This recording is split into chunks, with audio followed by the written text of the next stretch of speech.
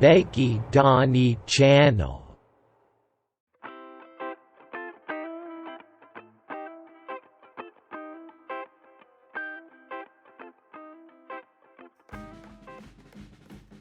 Добрый день, друзья! За окном сентябрь, а это значит, что впереди нас ждет целый месяц праздников.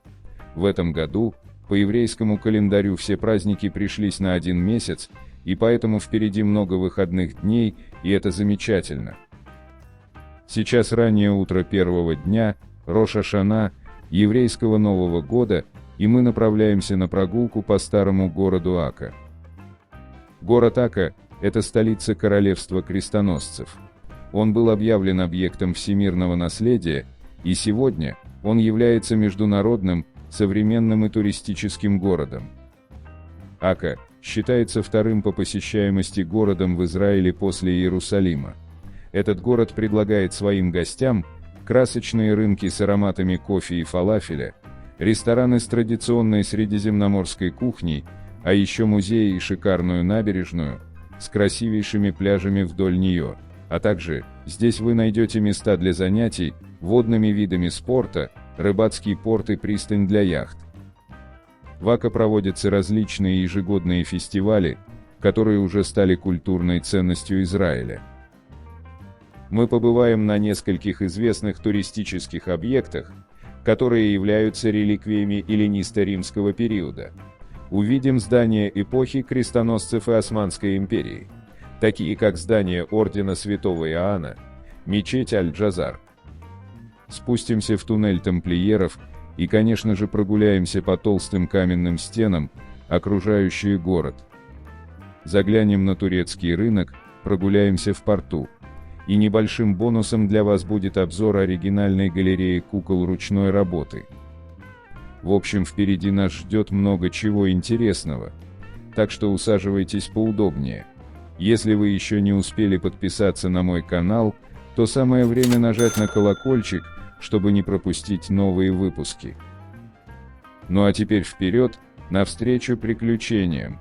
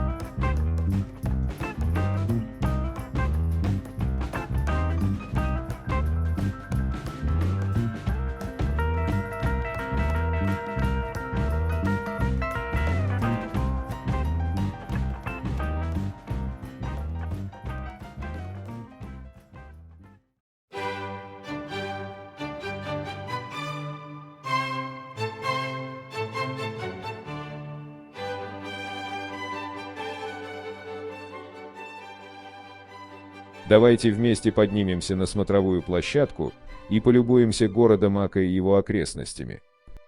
Давайте с вами представим, что мы путешественники во времени и перенесемся в прошлое, в период 3000 лет до нашей эры, когда первые поселенцы в Старом Ака только прибыли в этот небольшой куркарский курган, расположенный в конце улицы Бынами. Именно с этого времени Тель-Ака и стал таким красочным и ярким местом. Начиная с того же периода, здесь были построены общественные учреждения, средства защиты от нападений и жилые дома, которые и по сей день обнаруживаются при раскопках и дают нам представление о жизни, которая тут была. Археологические раскопки в Тель-Акре, так раньше называлось это место, начались в 80-е годы и продолжаются по сей день. А вот и знаменитая статуя Наполеона, построенная его солдатами в XVIII веке. Эта металлическая статуя стоит на самой высокой точке холма. За ней обрыв, а внизу видны верхушки эвкалиптов. Это парк имени Лили Шарон, второй жены Арика Шарона, бывшего премьер-министра Израиля, руководившего страной в 2001-2006 годах. В Зеленом парке, который до римских времен был кладбищем жителей Тель-Ака, сегодня можно отдохнуть всей семьей или устроить пикник. Шутки ради, императору Франции вручили израильский флаг. А за что Наполеон Бонапарт удостоился этого скромного памятника на земле обетованной? Ответ на этот вопрос содержится в истории более чем 200-летней давности. И вот, как это было. На рубеже XVIII и XIX веков Наполеон Бонапарт отправился в завоевательный поход по Северной Африке и Ближнему Востоку. В его планы входили Сирия, Египет и Османская империя. 19 марта 1799 года наполеоновская армия расположилась на склоне горы Турон, откуда отлично просматривался город, окруженный крепостной стеной и возведенный за полвека до этих событий бедуинским правителем Галилеи Дагиром аль-Умаром, а впоследствии укрепленный османским наместником Ахмедом аль-Джазаром. Этот холм получил название Гиват-Наполеон, что в переводе с иврита означает «холм Наполеона». Поначалу Наполеон был уверен в скорой и легкой победе. На всю Эрец-Исраэль, а заодно и прилегающие к ней Сирию и Ливан, он отводил не более нескольких недель. И поначалу у него были все основания для такой уверенности, ведь древнюю Яффу он захватил всего за 3 дня. Но если предыдущие победы доставались Бонапарту легко, то Ака стал для него тем самым крепким орешком, который заставил будущего императора поумерить свои амбиции. Войска Аль-Джазара при поддержке английского флота смогли дать отпор завоевателю, который, простояв под стенами крепости 2 месяца и потеряв при этом значительную часть своей армии, вынужден был отступить. И кто знает, конечно, история не терпит сослагательного наклонения, но если б его воля не сломалась под крепостными стенами Ака, вся мировая история могла бы быть написана совсем другими чернилами. Очень часто в подобных случаях мы задаем вопрос, а хорошо ли это было для евреев?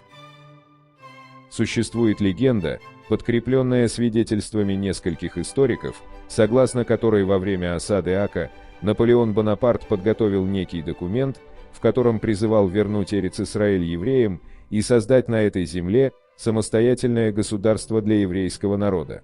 Этот документ был датирован 1 Флориале 7 года Французской Республики, по нашему календарю, 20 апреля 1799 года, и он гласил: «От Бонапарта, главнокомандующего армиями Французской Республики в Африке и Азии, законным наследником Палестины, израильтяне, уникальный народ, на протяжении тысячелетий лишенный земли своих предков, отнятый завоевателями и тиранами, но не утративший ни своего имени, ни национального существования, внимательные и беспристрастные наблюдатели судеб народов, даже если они не обладают правительским даром Израиля и Йоэля, убедились в справедливости предсказания великих пророков, возвестивших накануне разрушения Сиона, что дети Господа вернутся на родину. Поднимайтесь, покажите, что вся мощь ваших угнетателей не смогла убить мужество в наследниках героев, которые сделали бы честь Спарте и Риму. Час пробил, поспешите, он может больше не повториться еще 1000 лет».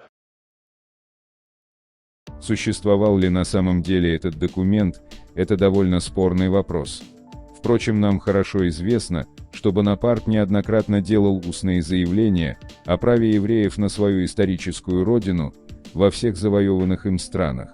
Он декларировал принцип еврейской эмансипации, так что теоретически он имеет место быть. А как думаете вы, дорогие друзья? Напишите внизу в комментариях, мне будет интересно узнать ваше мнение. А мы продолжаем дальше.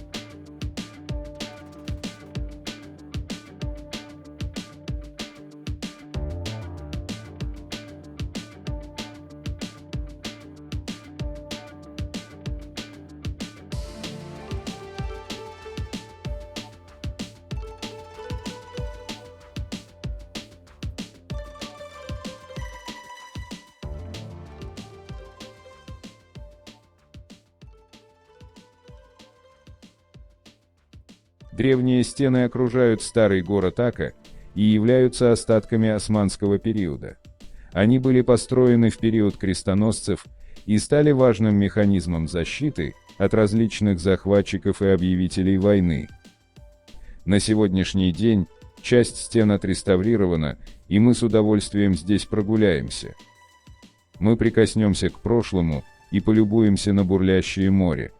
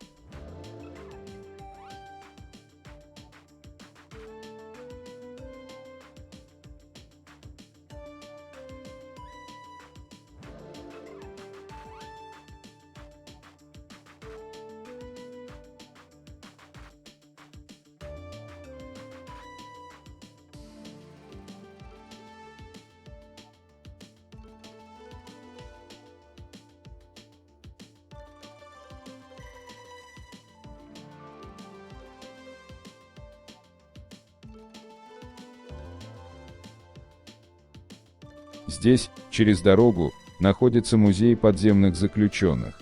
Эта крепость была построена во время османского владычества и служила дворцом для местных правителей. А во времена британского мандата крепость служила центральной тюрьмой, где были заключены активисты движения за независимость, захваченные в плен. К сожалению, из-за праздника сегодня музей закрыт для посещения. Но, может быть, в другой раз.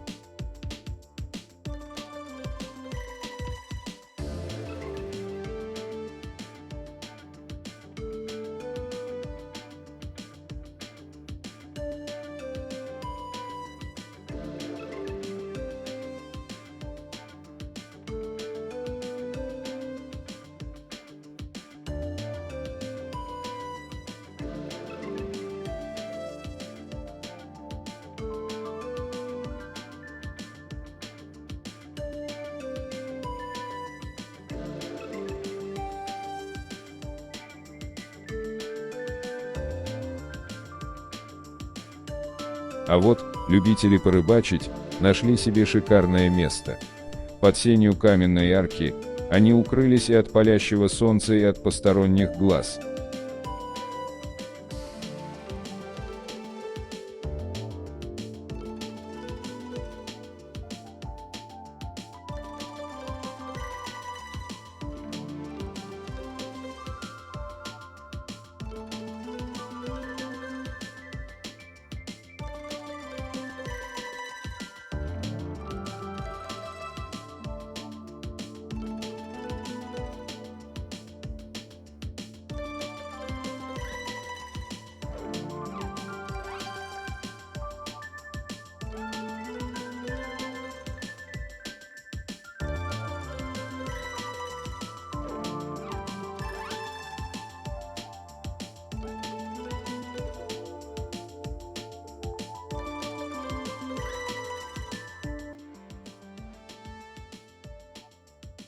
Улицы старого города насыщены восточным колоритом. Здесь интересно гулять, рассматривая старые дворики. Они столь разительно отличаются от привычных нашему глазу мегаполиса, что создается ощущение, будто мы попали то ли в другую страну, то ли в прошлое.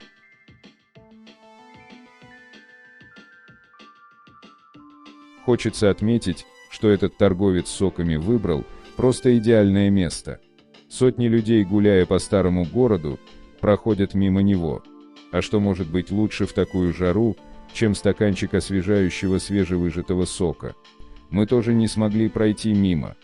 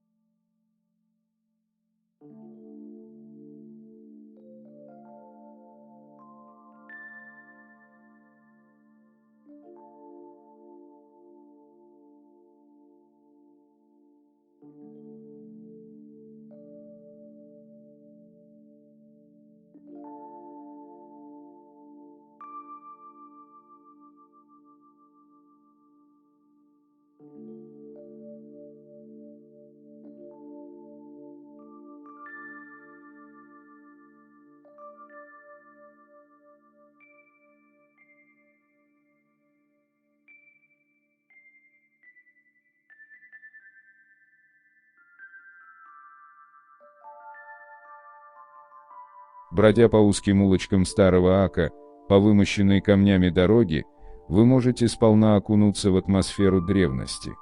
Единственное, что кажется здесь чужеродным, так это неимоверное количество машин. С одной стороны, они совершенно не вписываются в картину старины, но с другой, они служат нам напоминанием, что мы таки с вами живем в 21 веке.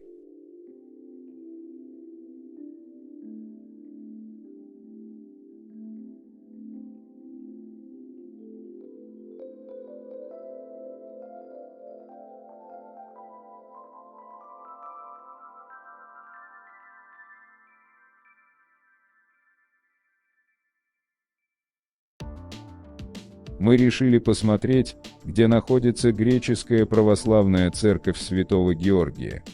Она считается первым христианским храмом, основанным в городе в период Османской империи. Эта церковь действует и до сих пор, и названа в честь Георгия, святого мученика из города Лод. В прошлом видео я уже делал обзор на церковь святого Георгия в Лоде. Эта церковь открывает свои двери по воскресеньям. А сегодня на дворе вторник, и, к сожалению, она закрыта для посещения.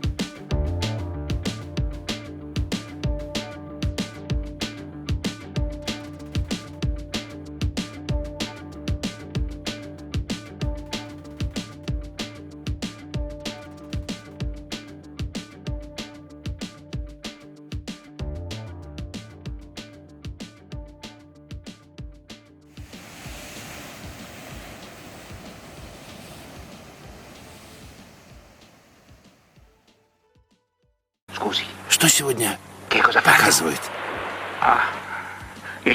Опять про море.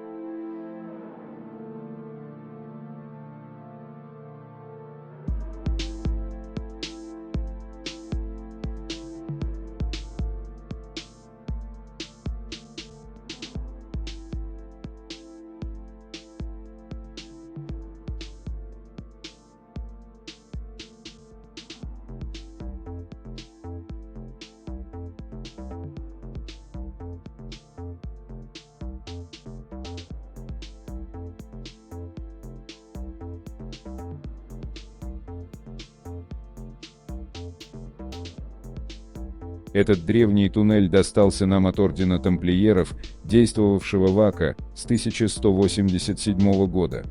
Тамплиеры были стражами храма в Иерусалиме, но были изгнаны с Храмовой горы. Из-за этого они и перебрались сюда в Ака. Здесь они стали помощниками паломникам и пациентам, которые приезжали из Европы, чтобы познакомиться с землей Израиля, и надеялись, что мессианские визиты сюда улучшат их состояние. Сам туннель был обнаружен в 1994 году совершенно случайно, когда жители дома над тоннелем пожаловались на засоренную канализацию. А когда пришел водопроводчик и заглянул, то увидел там туннель. Компания по развитию Ака в сотрудничестве с археологическим управлением очистила туннель от земли и сделала его доступным для нас, посетителей.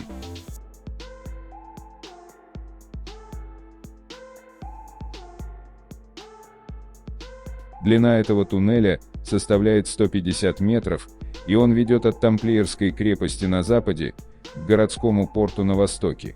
Туннель тамплиеров имеет два выхода. Один на улице Агана, недалеко от маяка, и другой на улице Ашер 37.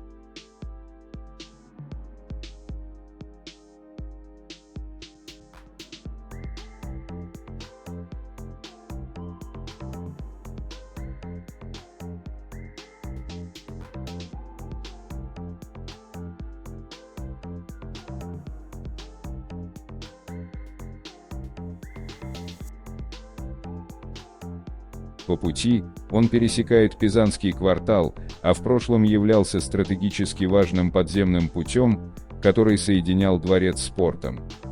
Нижняя часть туннеля высечена в скальной породе, а верхняя ее часть построена из обтесанного камня, над которым находится сводчатый выгнутый потолок. Здесь внутри, по всему периметру туннеля, развешаны экраны, где нам предлагают посмотреть коротенький, около 10 минут фильм о туннеле и истории города.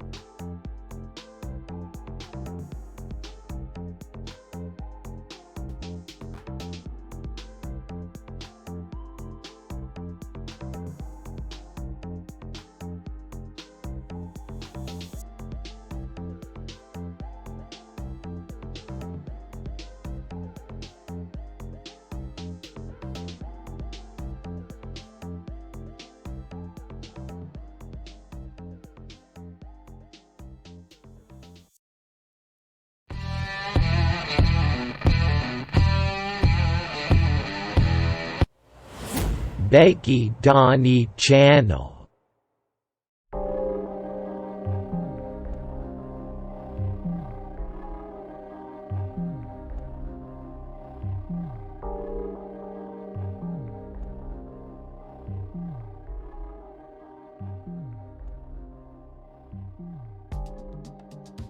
На этом месте раньше была церковь Святого Андрея, которая была построена еще до 17 века.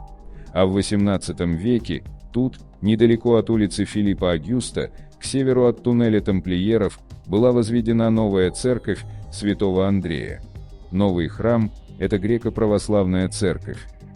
Позднее, в 1737 году, на руинах старой церкви, здесь же была построена францисканско-католическая церковь и переименована в церковь святого Иоанна, в честь Иоанна Крестителя, и которую мы с вами сейчас здесь видим.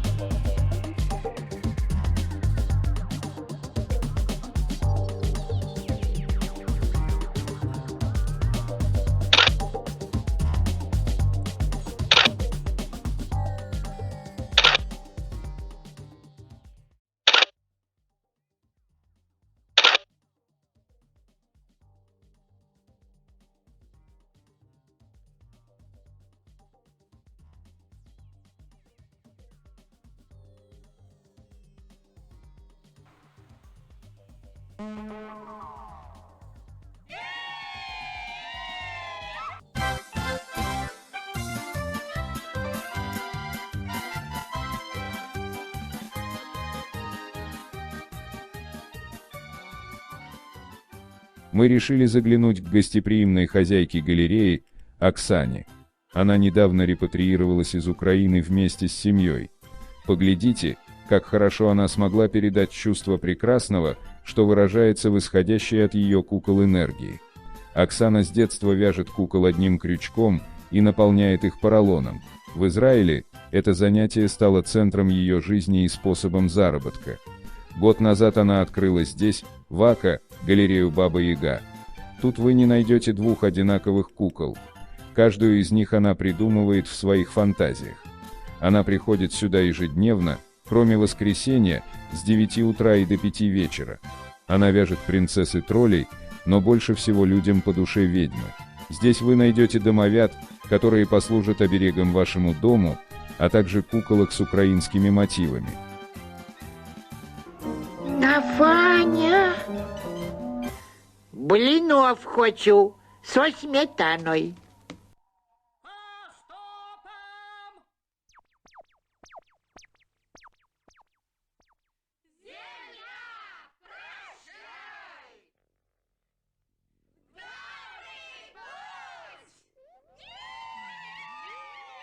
Будьте все вы свидетели. Если кузнец Вакула принесет те самые черевики, которые носит царица, то вот мое слово, что выйду тот же час за него замуж.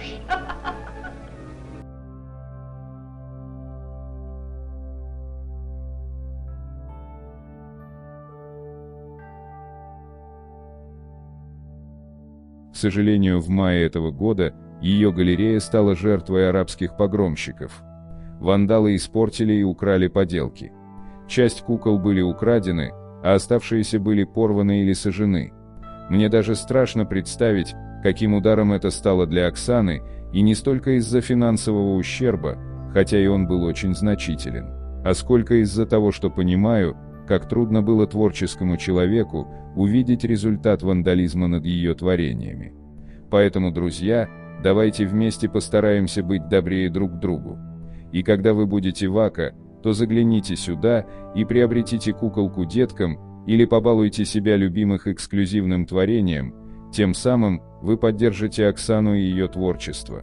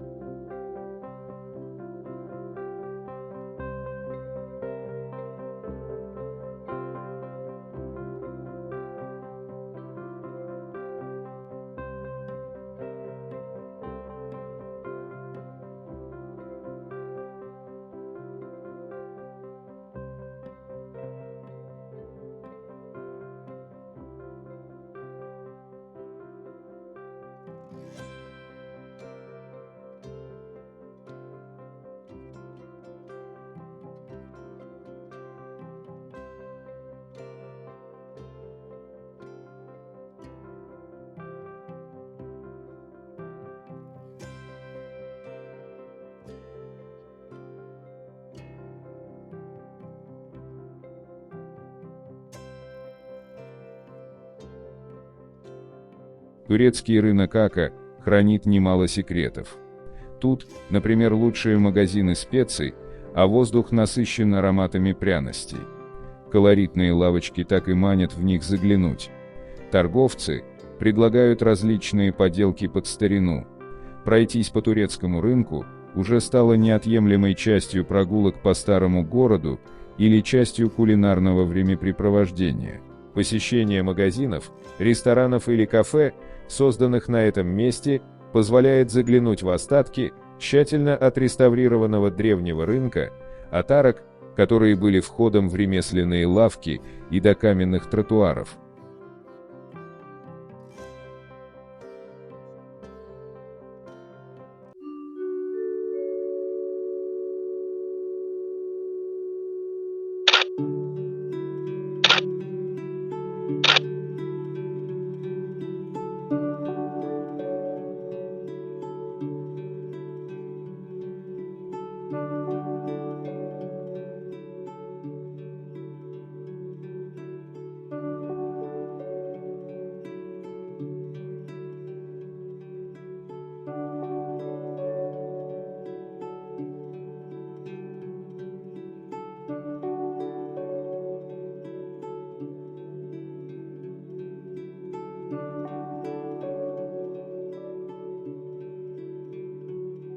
Тут, в непосредственной близости от порта АКО в последние годы, открылись рестораны, кафе и различные туристические магазины, а также музеи и галереи.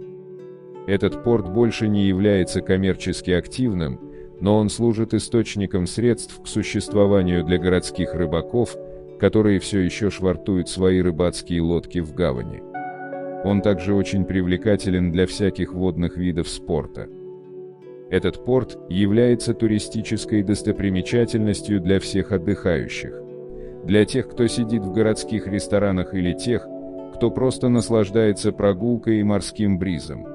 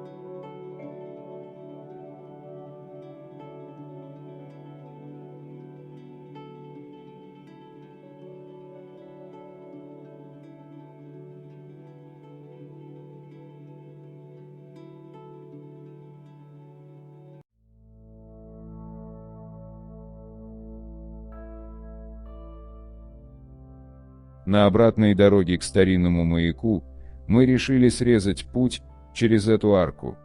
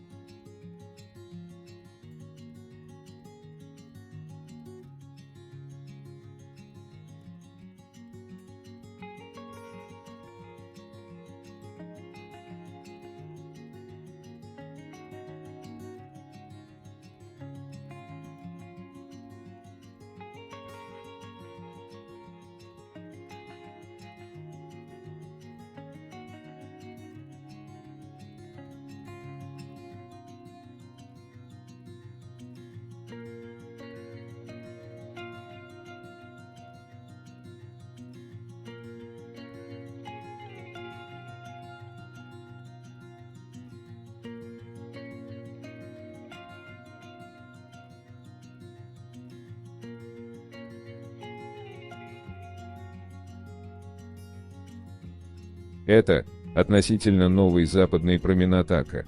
В последние годы он претерпел значительную реконструкцию. Отсюда набережная простирается вдоль города более чем на километр и полностью вымощена камнем в старинном стиле. Здесь приятно прогуляться ранним утром или ближе к закату дня.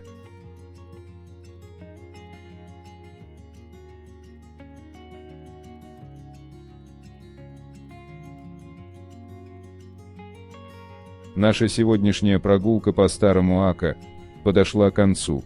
Мы получили море удовольствия, нагулявшись по узеньким улочкам города. Прониклись царящей здесь атмосферой старины и пополнили свой запас интересными фактами, связанными с историей этого города. Город Ака нам очень понравился. Надеюсь, и вам тоже.